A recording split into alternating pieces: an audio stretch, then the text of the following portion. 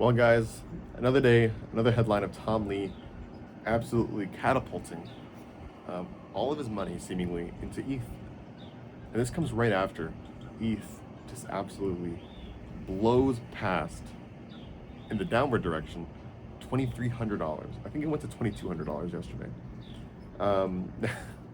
Now, if you've ever asked me in person or online my thoughts about ETH, Ethereum, and anything related to the price of it and the adoption of the technology, I will always tell you that it's up and to the right.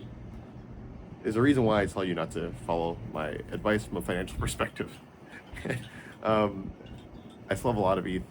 I have a lot of things associated with ETH, tokens associated with ETH, and I'm still very bullish on it.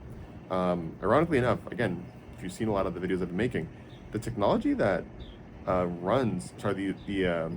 technology that's being adopted by these companies, it's all ETH, it's all Ethereum, it's all the EVM.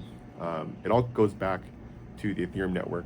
Obviously, to use these stable coins and to tokenize things, all these companies need ETH, and inevitably some of them will end up deploying blockchains on top of Ethereum.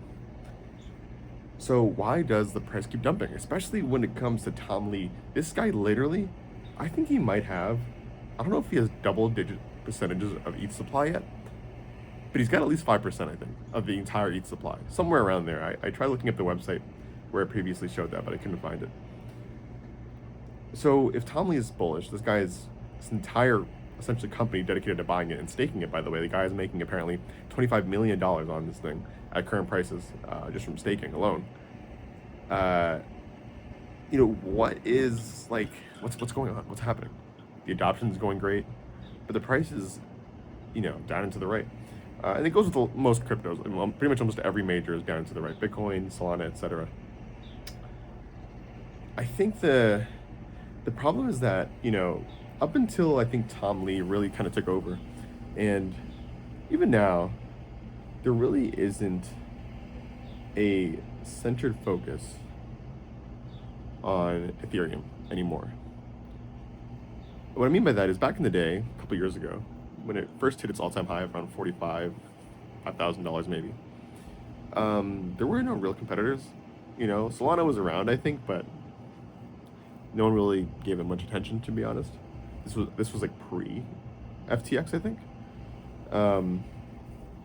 And the technology of Ethereum was still like very, very novel, I would say. It's still novel today, in relation to the old stuff that is out there and that these different companies use, but it's not as new and not as, I guess, fast-moving, fast-paced, and innovative as the new chains coming out, including L2s. L2s, of course, benefit Ethereum in their own right. But, and of course, since then, there's been literally, hundreds of thousands of new projects, new teams, new solutions coming out that, even though there's a lot more capital in the system, like in crypto, it's just spread out so wide and so vast that to have them as concentration, for example, like gold and silver did over the past couple of weeks, months even, to have an asset pump that much, you need disgusting amounts of money. Disgusting. And, Ethereum, I think silver, it was either silver or gold the other day that pumped, that the price difference it pumped was the equivalent of the entirety of the crypto market cap, I think. like a couple $1 billion. So, relatively speaking, crypto is still very early. It's just that there's not enough money in the system yet, I assume, for ETH, Ethereum, etc., to really see those new all-time highs that it needs to see. Obviously, Bitcoin is, it's a completely different monster. It blasted by the all-time highs that it already had. But, if I'm being honest, besides that, I have no idea what it is. It's possible that maybe the incumbents that have all the money already are suppressing the price on purpose to hoard it for themselves. Maybe, I don't know, maybe crypto market caps in general have just been overvalued for the longest time, and, they shouldn't be worth as high as they were to begin with, right? Some people have been saying that. Or maybe it's something else. I don't know, to be honest with you. Maybe ETH, BTC, etc. needs to have more value accrual mechanisms built into the products themselves. All I know is that I am but a humble investor in crypto, enthusiast, worker in the space, and I just want to see the tokens go up, man. Simple as that. What do you guys think? What are you guys doing right now? I'm dollar cost averaging into stuff still. Into different coins that I don't already have a lot of, I should say.